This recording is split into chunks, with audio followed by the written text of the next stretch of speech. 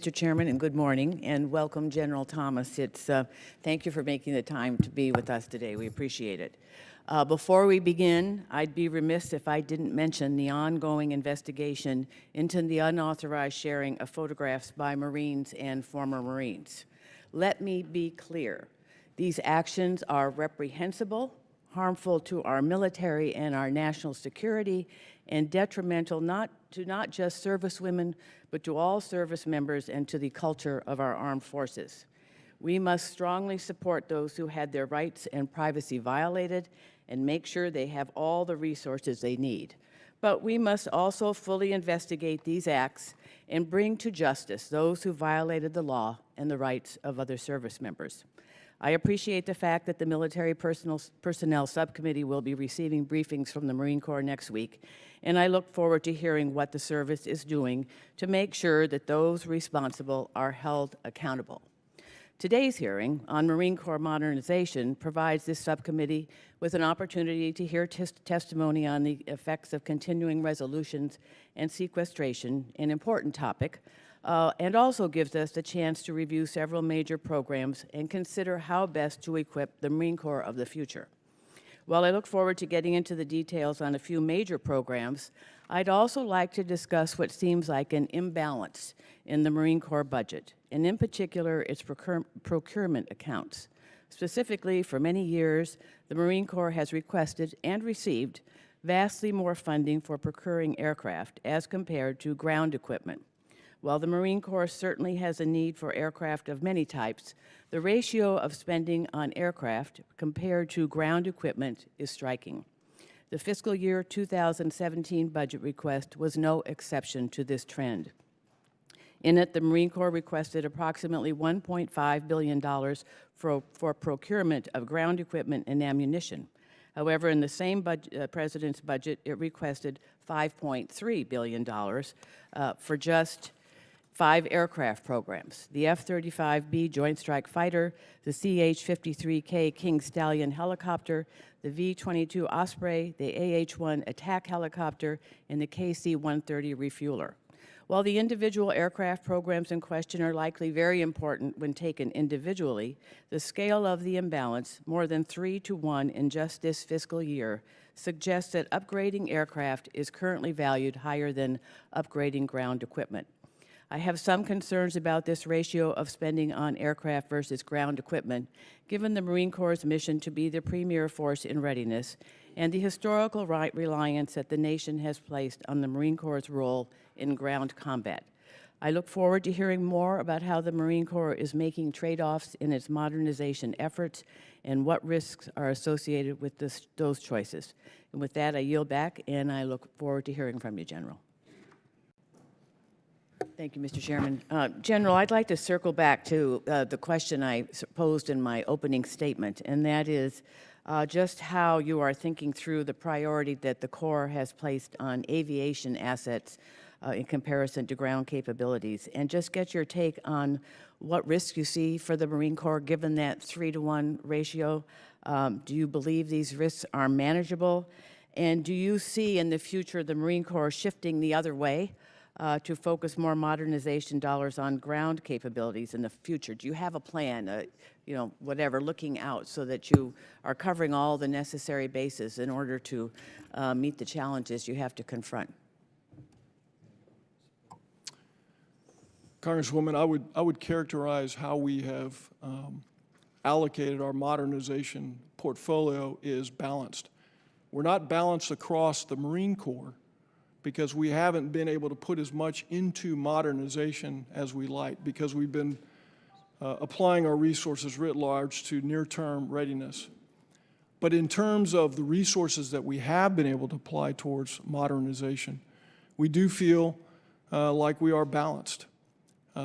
We have several needs, both on the aviation side and on the ground side.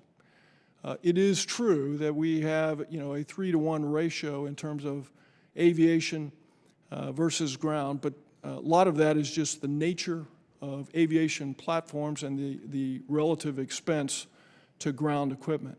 But if I could paint a picture, I would just say on the aviation side, our CH-53Es are over 30 years old. Our F-18s are over 30 years old. On the ground side, our amphibious assault vehicle, 40 years old. Our LAVs are over 30 years old. So we have programs in place to address all of those. We haven't been able to, modernize as quickly as we could to get out of the old metal. But in terms of balance, we feel that we've got it about right. When we spoke, the other day, we are a light general purpose force. One of the things that gives the Marine Corps an advantage on the battlefield is its mobility and its fires. Much of that comes from aviation. The ground side, in terms of fires, mobility, those are equally as important.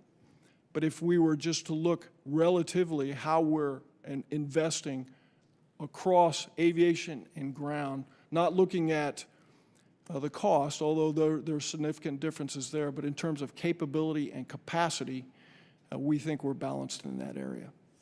Well, do you foresee a time in which that balance will have to shift a bit? Because, and actually in that context, I'd just like to ask a question about the CH-53K helicopter program related to cost. So the original unit cost for this program in current year dollars was about $95 million. Last year's selected acquisition report for this program showed that its average unit cost had increased 14% above the baseline estimate to, or $116 million. This week, the Marine Corps provided information to the committee indicating that it is now projected to be 22% above the baseline estimate, which would be about $122 million a copy. The Marine Corps intends to buy 200 of these aircraft, so that cost growth multiplied times 200 is a heck of a lot of money. And even if there is no additional cost growth, it seems worth pointing out that $122 million per aircraft in 2006 dollars exceeds the current cost of an F-35A aircraft for the Air Force by a significant margin. So while I know this helicopter will provide the Marine Corps a very unique and useful capability, I'd like to ask you two things. First, can the Marine Corps really afford 200 of such an expensive helicopter? And second, in comparison to how little the Marine Corps is spending on upgrading ground combat equipment, does the scale of this investment in niche aircraft capability make sense for the Marine Corps? And again, it gets back to that 3-to-1 ratio. And again, given given this helicopter, this aircraft, just the extreme cost of one unit, at some point, it seems to me there might be an imbalance. Congresswoman, we are always paying very close attention to the cost. You mentioned the $122 million price point. We anticipate that the unit recurring flyaway, when the aircraft begins full rate production, will shrink below $89 million. That's still very expensive, and we're working very hard with the program office and the vendor to keep the cost down and to drive value for the taxpayer. In terms of, can we afford it? We do have a plan within our top line that would account for the purchases of the new aircraft that we desire. In terms of getting back to your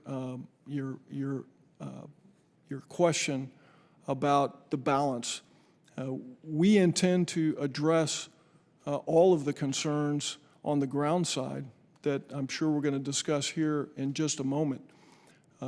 We have good programs in place, we believe, that meet the capability requirements at reasonable cost to the taxpayer. But we found, both on the ground side and the aviation side, is we simply don't have the resources to do, to do either one at the rate that we desire. Well, I think it's worth bearing in mind that this is a very costly aircraft, that you have large numbers in mind. And while, yes, the impacts of sequestration have been great, continuing resolution's great, and we'll debate how much more investment we need to make in defending our country.